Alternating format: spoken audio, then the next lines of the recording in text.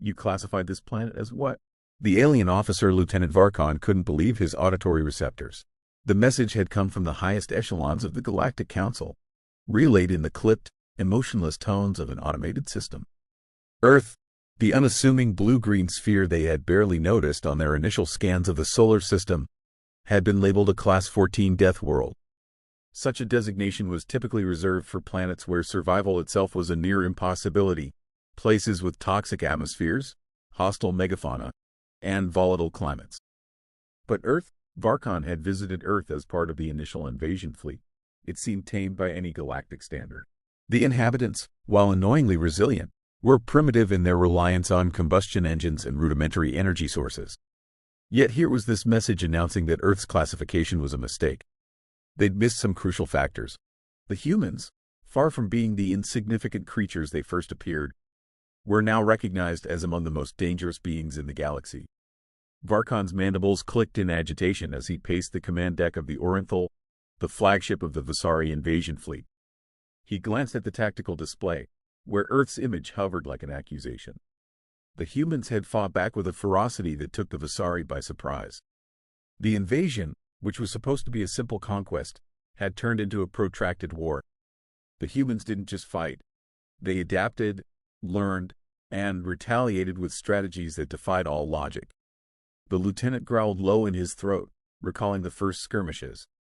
The humans had been vastly outgunned, their primitive technology no match for the Visari's advanced weaponry.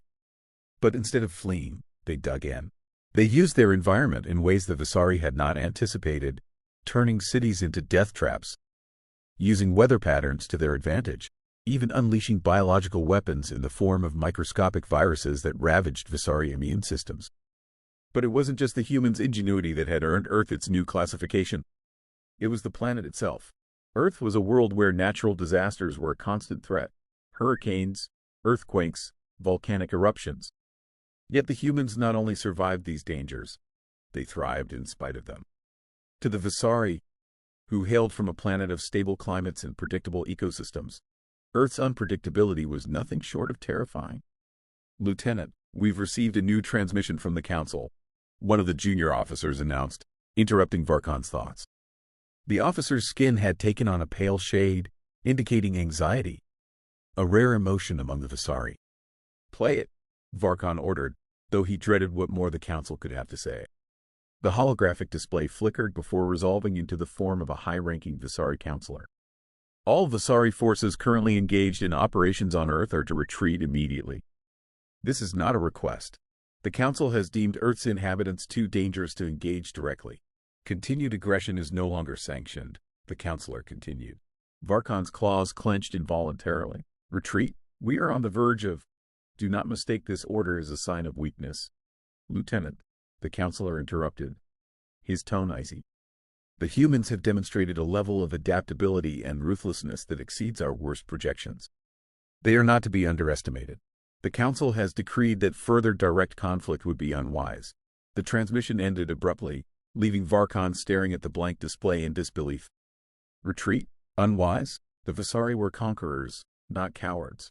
They had subjugated dozens of worlds, bringing entire civilizations to their knees.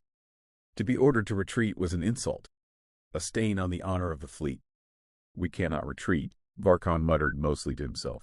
"We've invested too much. We are Visari, born to conquer." "Sir, the human forces are mobilizing," the tactical officer reported, his voice tinged with unease. "It appears they have detected our hesitation. They're preparing to strike." Varkon's eyes narrowed. If the humans believed the Visari would flee with their tails between their legs, they were gravely mistaken. "Prepare all weapon systems. We will meet their attack head-on." The bridge crew sprang into action, but the tension in the air was palpable.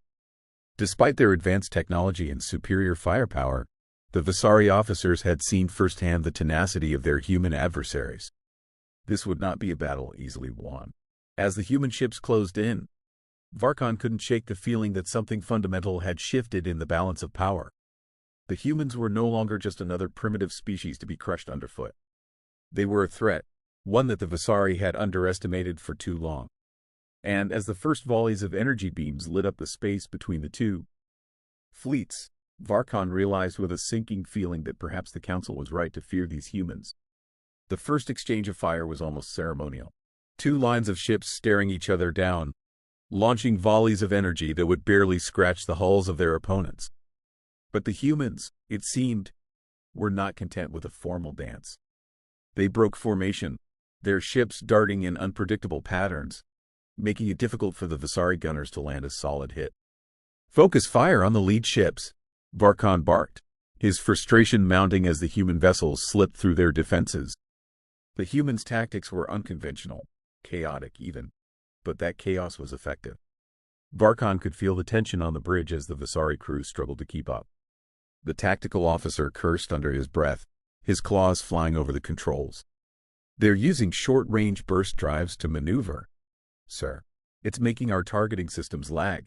Compensate manually," Varkon ordered, his voice edged with a growl. The humans had no right to be this effective, not against a fleet like his. But their erratic maneuvers were wreaking havoc on the Visari formation. The Aranthal shuddered as a barrage of missiles slammed into its shields, and Varkon knew it wasn't just luck that was keeping the humans in the fight. "They're closing in on our flanks," the weapons officer warned, his tone tight with concern. "If we don't adjust our formation, they'll surround us."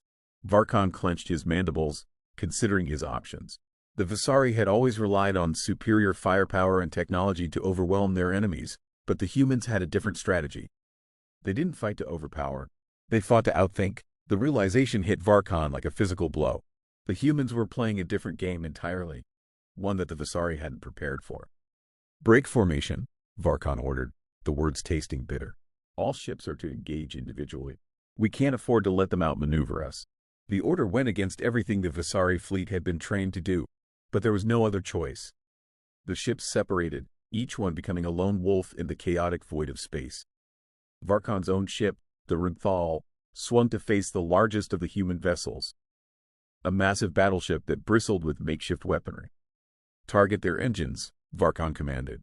"If we can cripple their mobility, we might turn this around."